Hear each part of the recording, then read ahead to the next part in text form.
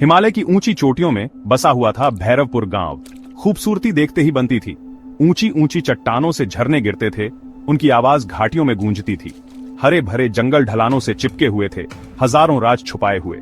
लेकिन भैरवपुर पर एक अजीब सन्नाटा छाया रहता था, एक ऐसा सन्नाटा जो उन रहस्यों की बात करता था जिन्हें ना छेड़ना ही बेहतर था। गांव में 50 से ज्यादा लोग नहीं रहते थे। वो मेहनती लोग थे, पहाड़ों की कठोर जिंदगी से हर रोज जूझते थे।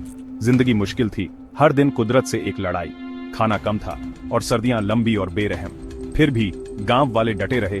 उनकी जिंदगी पहाड़ों की धुन से जुड़ी हुई थी, लेकिन इस सामान्यता के नीचे डर गहराई तक बैठा था। एक अजीब सा नियम भैरवपुर में चलता था।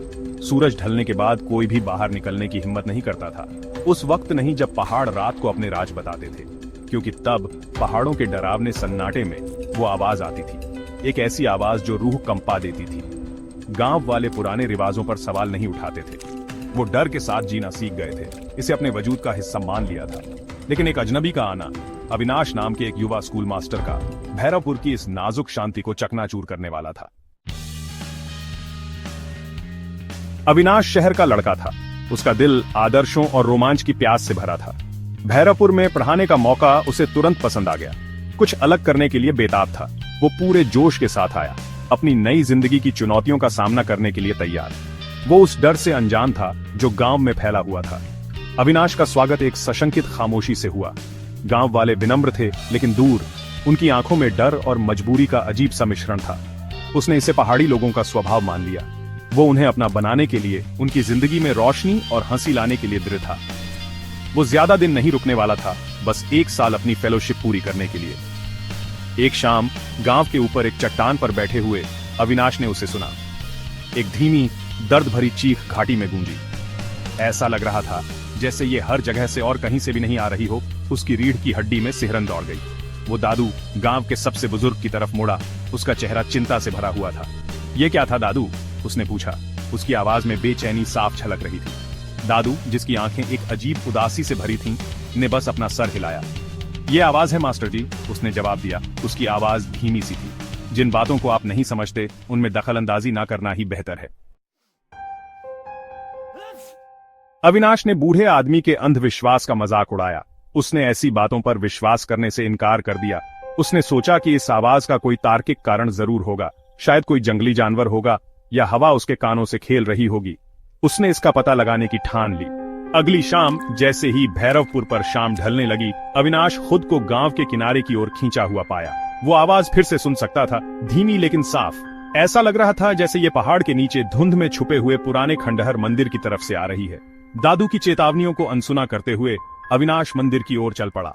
रास्ता खतरनाक था, झाड़ियों में गायब हो रहा था। हवा ठंडी हो गई। सन्नाटा बस उसके अपने कदमों की आवाज और उसके दिल की धड़कन से टूट रहा था।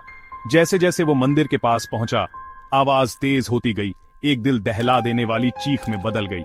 डर अविनाश के हौसले को कमजोर कर रहा था, लेकिन उसकी जिज्ञासा ज्यादा मजबूत थी। वो आगे बढ़ता रहा। उसका लालटेन डरावनी परछाइयां बना रहा था जो आवाज की धुन पर नाच रही थीं। चौथा भाग गुफा। मंदिर खंडहर में था। उसका कभी भव्य चेहरा समय और मौसम के लगातार हमले से टूट रहा था। हवा में सड़ांध और किसी और चीज की गंध थी, कुछ प्राचीन और अनजाना। अविनाश का हाथ कांप रहा था जब उसने अपना लालटेन ऊपर रखा। उसकी नजरें जर्जर इमारत पर घूम रही थीं। उसकी नजर एक छोटे से छेद पर पड़ी जो बेलों से लगभग छिपा हुआ था। अंदर से ठंडी हवा आ रही थी और साथ में अब कानों को बहरा कर देने वाली आवाज भी। ये उसे बुला रही थी, उन सवालों के जवाब देने का वादा कर रही थी जो उसने पूछने की हिम्मत भी नहीं की थी। उसने बेलों को हटाया। रास्ता एक संकरे रास्ते में बदल गया जो पहाड़ के बीचों बीच नीचे जा रहा था। हवा में गीली मिट्टी और किसी और चीज की गंध भर गई, कुछ धातु जैसा और अजीब तरह से मीठा। आवाज रास्ते में गूंज रही थी, गीली दीवारों से टकरा रही थी, उसे आगे बढ़ने के लिए उकसा रही थी। वो अंधेरे में आगे बढ़ता गया। हर कदम उसे उस जानी पहचानी दुनिया से दूर ले जा रहा था जिसे वो जानता था। रास्ता एक विशाल गुफा में खुल गया। हवा में एकदम घुटने वाला सन्नाटा था जो उस पर किसी भारी चीज की तरह दबाव डाल रहा था। उसका लालटेन विशाल अंधेरे में बस एक छोटा सा घेरा रोशन कर रहा था। गुफा की दांतेदार दीवारों के अलावा कुछ नहीं दिखा रहा था। 5वां भाग गायब। और फिर उसने उसे देखा। चांदनी की एक किरण गुफा की छत में एक दरार से होते हुए गुफा के बीच में एक आकृति पर पड़ रही थी। उसे एहसास हुआ कि आवाज उस आकृति से आ रही थी। जैसे ही वो पास गया, उसका दिल तेजी से धड़क रहा था। आकृति घूम गई, वो हाँफने लगा, उसका खून जम गया। परछाई में छुपी आकृति, जिसके चेहरे के नैन नक्श साफ नहीं दिख रहे थे, खाली आंखों से उसे देख रही थी। और फिर एक आखिरी कान फाड़ देने वाली चीख के साथ आकृति उस पर झपटी। उसका लालटेन उसके हाथ से गिर गया। गुफा अंधेरे में डूब गई। अगली सुबह सूरज एक ऐसे गांव पर उगा जो अपनी सांसें रोक कर बैठा था। अविनाश गायब था, बिना कोई निशान छोड़े गायब हो गया। एक खोजी दल, जिसका नेतृत्व एक व्याकुल दादू कर रहा था, ने पहाड़ की तलाशी ली।